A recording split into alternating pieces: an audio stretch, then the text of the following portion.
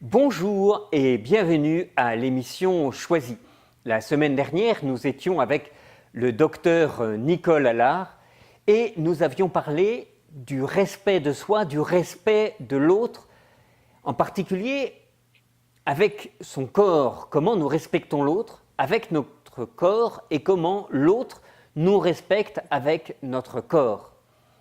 Aujourd'hui, nous accueillons un maître d'hôtel, c'est-à-dire quelqu'un qui sait accueillir l'autre. En effet, dans un hôtel, dans un restaurant, eh bien, on respecte l'autre en l'accueillant et en respectant la personne telle qu'elle se présente à nous, sans porter aucun jugement. Et donc, nous accueillons aujourd'hui Dominique de Castelbajac. Bonjour, monsieur Dominique de Castelbajac. Bonjour Monsieur Coutu. Alors, on est heureux de vous accueillir et je commencerai tout de suite par une question qui est peut-être simple, peut-être compliquée. Quelle est la différence finalement entre la politesse et le savoir-vivre ? Je dirais en premier lieu, d'abord merci de m'accueillir dans votre émission. Je dirais qu'en premier lieu, la politesse, c'est la base du savoir-vivre. En ce sens que s'il n'y a pas de politesse dans n'importe quelle relation humaine, il n'y a aucun savoir-vivre. Et donc on arrive très très rapidement à se poser la question de savoir si politesse il y a, d'où vient-elle, comment l'ai-je acquise, est-ce que c'est une question de réflexe ou c'est une question d'éducation? De mon point de vue, par rapport à mes différentes expériences, mais aussi à ma propre éducation, je peux me rendre compte au quotidien que véritablement la politesse vient de l'éducation en premier lieu. D'accord, c'est-à-dire que, si je comprends bien, si une personne n'est pas éduquée, à ce moment-là, elle n'aura pas de politesse. Est-ce que c'est grave ? Ça peut être grave en ce sens que si vous lâchez quelqu'un qui n'a aucune éducation, lorsqu'elle se retrouve en société, on pourrait revenir sur la signification de la société. Quelqu'un qui arrive, qui n'a pas d'éducation au sein même d'une société, donc qui n'a pas acquis les codes de la société dans laquelle elle se trouve, risque très très vite de faire n'importe quoi et surtout d'être rejeté par la société en question. Donc c'est là que l'éducation joue tout son rôle, en ce sens que la politesse, avant le savoir-vivre, la politesse, c'est déjà d'abord de dire bonjour madame, bonjour monsieur, merci, au revoir, bonjour, ce sont des choses très très simples. Mais si personne n'a appris déjà dans sa plus tendre enfance à quelqu'un à respecter ces codes de la vie en société, la personne en question n'arrivera à rien et risque effectivement de se retrouver rejetée et voire de faire n'importe quoi en suivant. Donc c'est primordial de mon point de vue. D'accord, la politesse, si je vous entends bien, si je vous suis bien, la politesse, c'est le cœur, en fait, du savoir-vivre. On aurait le savoir-vivre qui serait plus étendu, et le cœur du cœur, ce serait la politesse. Absolument, c'est-à-dire que la politesse, c'est la base. Après, le savoir-vivre, c'est qu'une fois qu'on a acquis un certain nombre de, entre guillemets, politesse, on peut aller plus loin pour rentrer dans un savoir-vivre qui toujours lui-même répond à un certain nombre de codes. Alors, les codes en question sont liés toujours de la même façon à une éducation, sans faire de, de grosses distinctions entre tous les tissus sociaux dans lesquels nous vivons. Une éducation peut être absolument magnifique dans un milieu ouvrier, paysan, bourgeois, aristocrate, peu importe. À partir du moment où les parents, vis-à-vis de leurs enfants, ont donné le minimum d'éducation à leurs enfants pour dire que lorsque vous rencontrez une dame, vous dites bonjour madame. C'est pas uniquement bonjour, c'est bonjour madame. Donc il y a déjà deux termes distincts. En ce sens que, effectivement, on dit bonjour parce que c'est poli, mais on dit bonjour madame parce que c'est un savoir-vivre, parce qu'on a reconnu la dame. Donc là, on arrive, on augmente dans le degré de savoir-vivre vis-à-vis de la politesse de base. D'accord, on voit bien. Moi, je retiens aussi une chose qui me semble importante, c'est que vous parlez de la transmission par les parents et non pas quelque chose qu'on apprendrait à l'école. C'est au-delà hein, de l'école. Alors, on peut l'apprendre à l'école aussi. Il fut un temps, plus ou moins lointain, où à l'école, on avait des leçons de ce qu'on appelait des leçons à l'époque, des leçons de morale, peut-être des leçons de savoir-vivre, ou en tout cas des leçons de politesse. C'est vrai que l'école, en ce sens, est un complément de l'éducation reçue des parents. Alors, l'école vient pour donner des savoirs, de mon point de vue, donner des savoirs, des compétences, c'est savoir lire, écrire, compter. Les parents sont irremplaçables dans ce sens de l'éducation et de la politesse en particulier, en ce sens que ce sont les premiers moteurs et les premiers donneurs, non pas de leçons, mais de savoir-vivre pour leurs propres enfants. D'accord. Mais La cellule de base est vraiment là. on le voit tous les jours en Abitibi, à Amos, mais aussi dans tout le Québec et j'allais dire dans tous les pays occidentaux, où effectivement il y a un peu une perte justement de politesse et on voit beaucoup de jeunes notamment arriver un peu en conquérant, comme si tout leur était dû et comme si pousse-toi de là, c'est moi qui prends la place. Et notamment, on voit ça avec ce qu'on appelle les enfants rois, hein, où automatiquement ils doivent être reconnus et positionnés. Est-ce que vous pensez qu'il y a eu une perte à ce niveau-là, ou alors que c'est justement comme on le voit aussi, beaucoup le disent, c'est une transition de société. En fait, c'est un peu vieux jeu d'être poli, et puis on est en train de changer de société. On arriverait dans une société où finalement, il n'y a pas besoin de dire bonjour madame, bonjour monsieur, etc. Mais ma présence suffit. Non, je m'inscris en faux dans ce sens-là, en ce sens que une transition de société, je ne me souviens plus exactement le terme que vous avez employé, mais la politesse, si on revient sur l'origine du mot politesse et dans l'aspect social dans lequel ça s'inscrit, la politesse, ça signifie unir, lisser et briller. Ou en ce sens que la politesse du latin, ça vient de politus, qui signifie uni, lisse et brillant. Donc c'est tout un ensemble de comportements sociaux entre des individus différents qui visent simplement à exprimer la reconnaissance les uns envers les autres. Donc si on fonce complètement dans la politique de l'enfant roi, telle qu'on a pu la nommer à un moment, je pense que personnellement, on va dans le mur, en ce sens que on a besoin de pouvoir vivre en société dans les meilleures conditions possibles. Et ça passe effectivement par la politesse. C'est-à-dire que à partir du moment où on a donné à un enfant, garçon, fille, peu importe le milieu social dans lequel il vit, un certain nombre de règles qu'il se doit de respecter, parce que s'il ne les respecte pas, personne d'autre ne le respectera non plus. Là, on rentre vraiment dans la reconnaissance des uns des autres pour que si je suis poli avec toi, je m'attends à ce que tu sois poli en retour vis-à-vis de moi. Si effectivement l'enfant roi arrive en disant « moi j'ai le droit à tout et tu n'as rien à dire contre moi », de toute façon ça va mal se passer. Il va y avoir un conflit et le conflit, il va falloir le gérer. Donc, autant partir sur des formes, effectivement, c'est un code.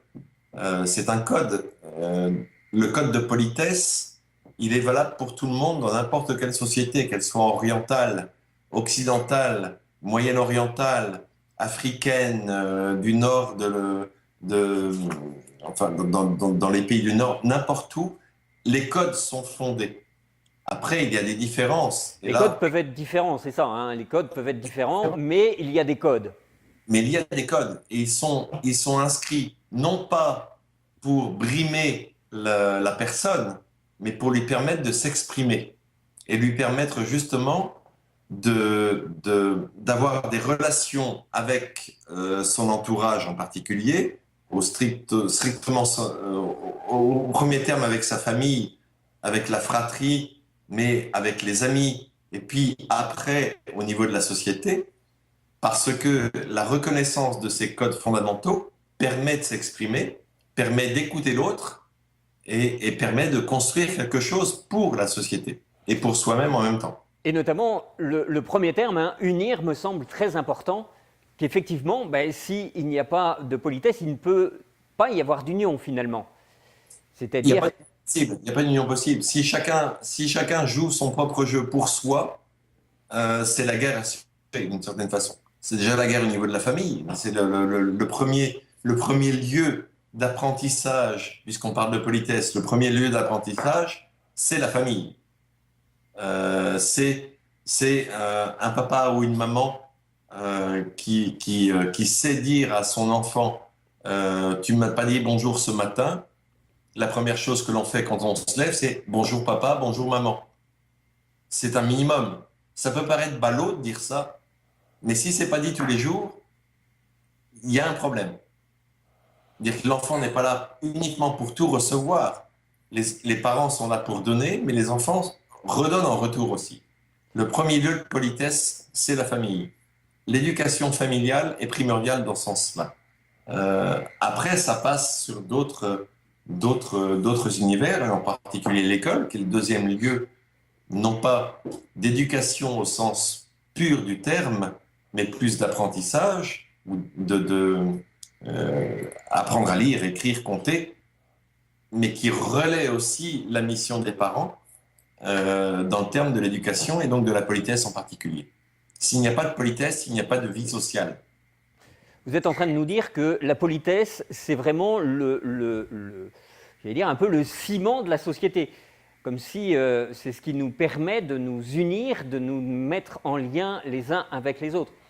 Et d'ailleurs, c'est ce ciment-là, et en même temps, à partir du moment où vous avez acquis dans votre, oui, dans l'éducation que vous avez reçue, la possibilité d'abord de dire bonjour, et donc ça veut dire que si vous dites bonjour à quelqu'un, ça veut dire que vous attendez une réponse. C'est-à-dire que la personne est censée vous répondre à votre bonjour.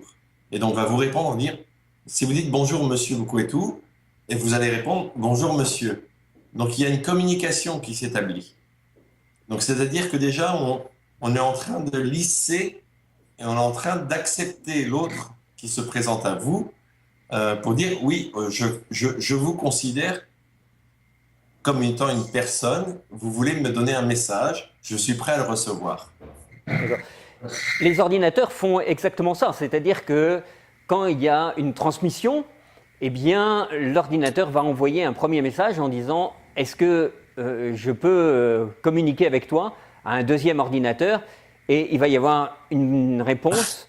Et effectivement, j'allais dire, les ordinateurs sont parfois plus polis que les êtres humains qui vont arriver. Je vais donner un exemple très courant.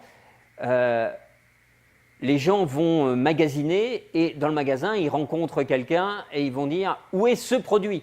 sans même dire « Bonjour madame, excusez-moi de vous déranger, je cherche ce produit. » Tout de suite, ils vont, j'allais dire presque de manière agressive, mais c'est un peu le cas, parler avec le vendeur comme si c'était tout de suite maintenant. Oui, parce qu'il y a une confusion entre le vendeur et la machine. Donc voilà, on part sur un autre sujet. Mais j'avais une anecdote qui me revenait l'autre jour, parce que l'autre jour, j'étais dans un embouteillage dans Montréal, et c'est vrai que ça n'avançait pas, et bien sûr, il y a quelqu'un qui m'a coupé la priorité. Donc j'étais franchement impoli avec lui. Donc j'ai sorti mon vocabulaire de maudit français de base arrivant au Québec. Ça n'a pas plu. Bon, je m'en suis voulu après. Alors ça, c'est une question d'éducation. J'aurais peut-être pas dû lui parler comme ça. Mais non, une machine n'est pas polie. Une machine, elle ne répond que à une fonction qui lui a été programmée par quelqu'un d'autre. Euh, une personne n'est pas programmée.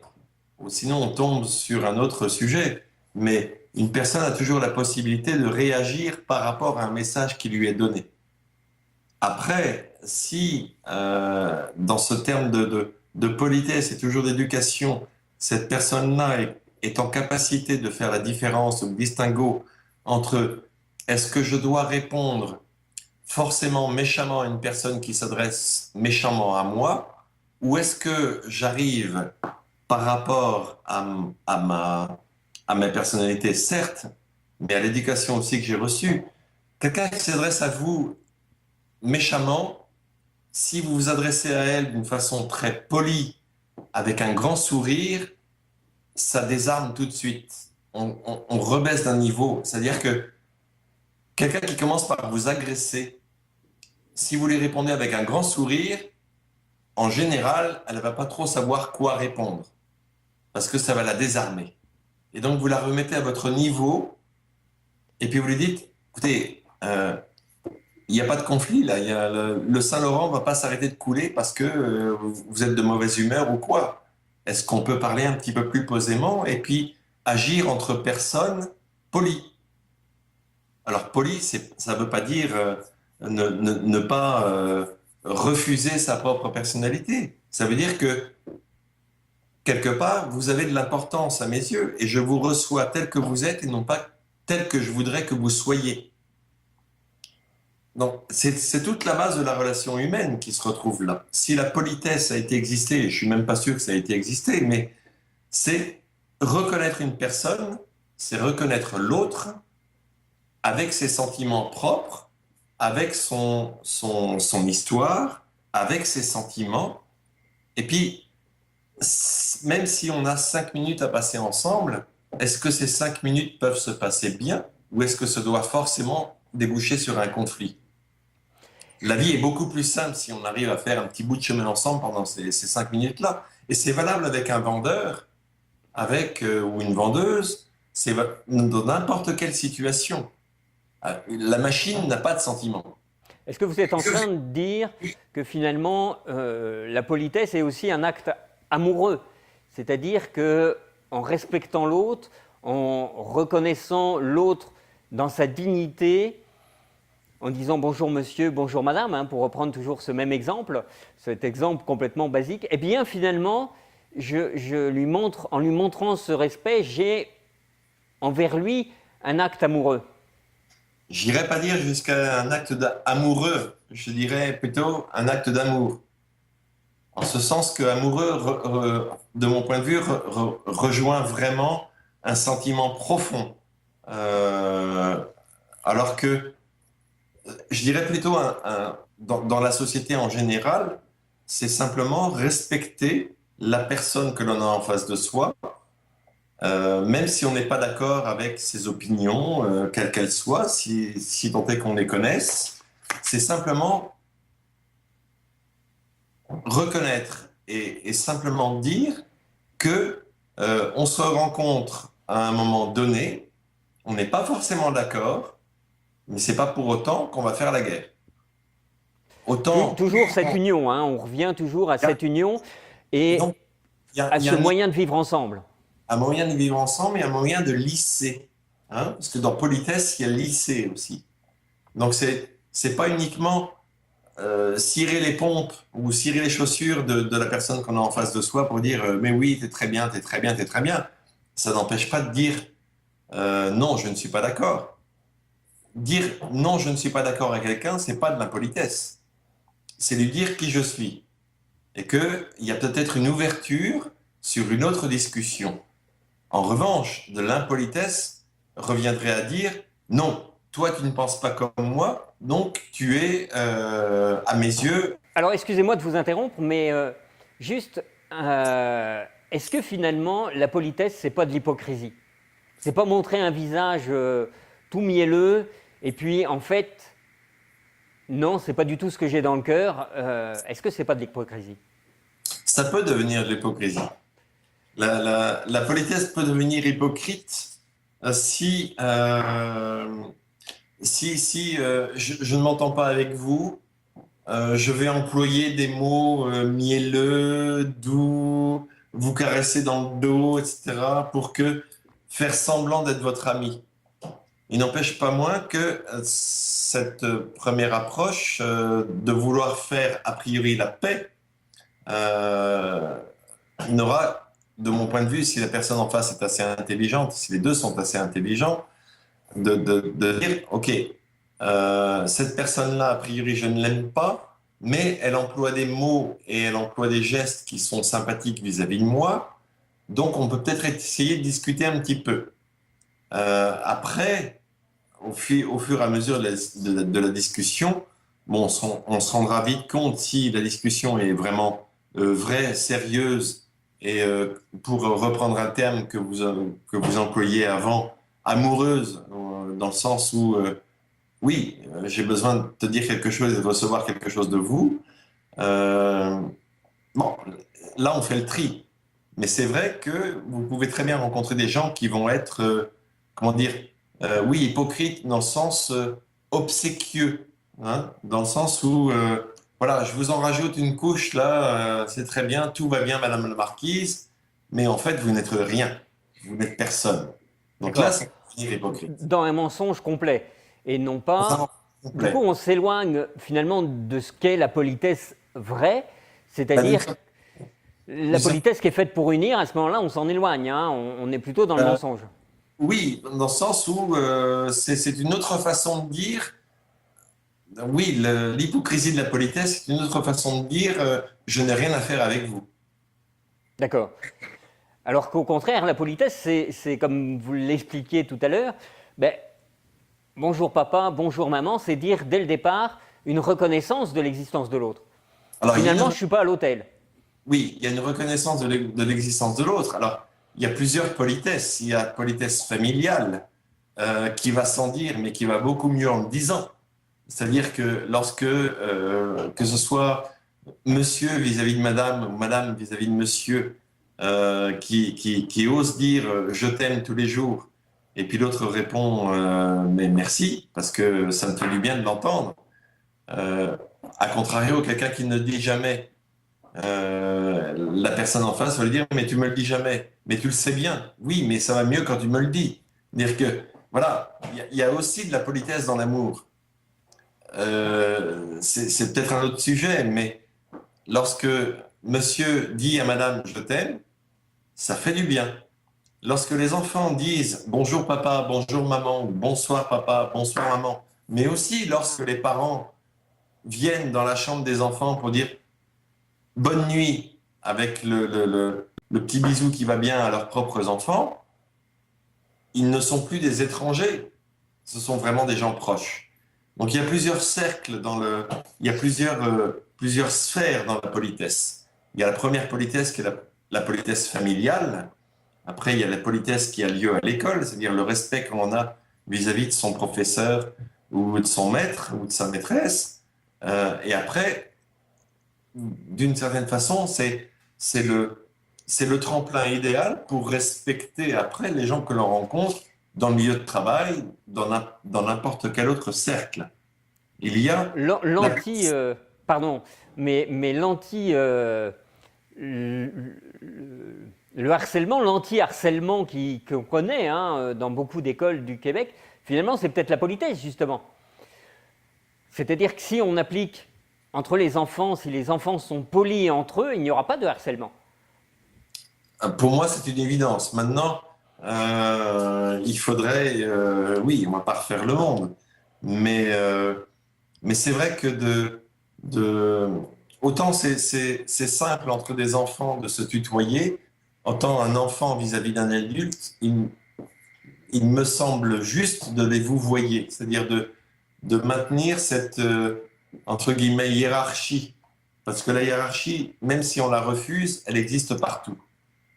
Partout dans la société, on ne retrouve que de la hiérarchie.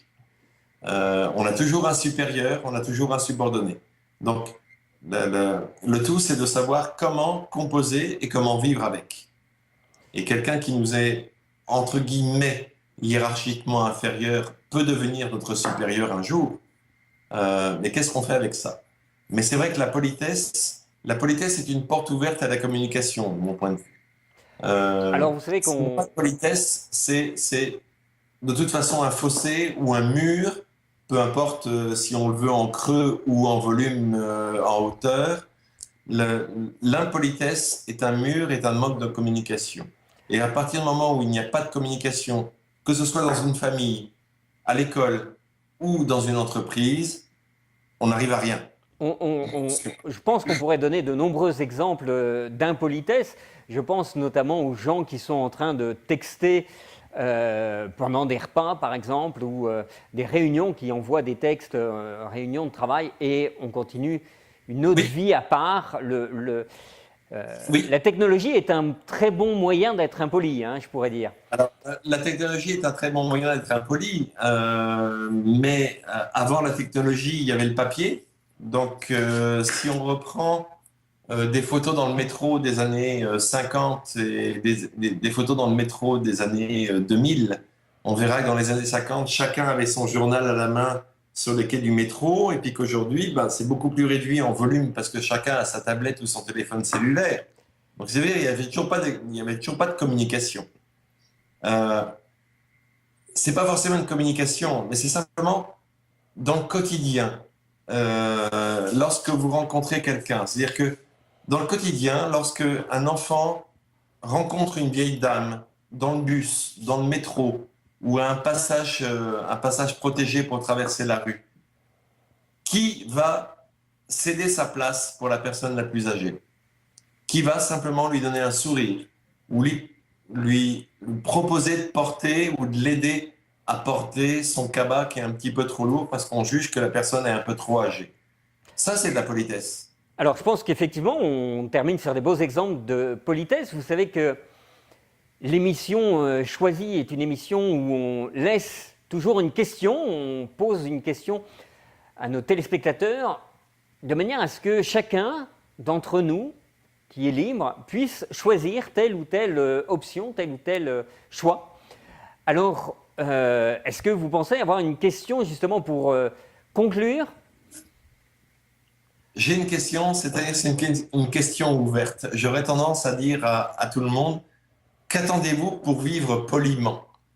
Non pas uniquement pour respecter un code qui vous a été inculqué lorsque vous étiez enfant ou même plus tard, pour respecter strictement ce code, mais est-ce que il n'y a pas moyen d'être heureux ou épanoui en respectant ce code? C'est-à-dire que si chacun porte sa petite pierre, et ça existe encore beaucoup au Québec ici. Moi, je prends le bus tous les jours pour aller au travail, et il y a une politesse dans le bus des gens qui se lèvent par rapport pour une personne âgée qui rentre et qui a besoin d'une place assise.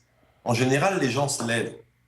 À Paris, ça n'existe plus. J'ai vécu assez longtemps à Paris pour savoir que ça n'existe plus. Ça existe encore ici aujourd'hui. Mais bon sang de bois, là, on est dans le vrai. Dire, Merci beaucoup pour cette bonne question.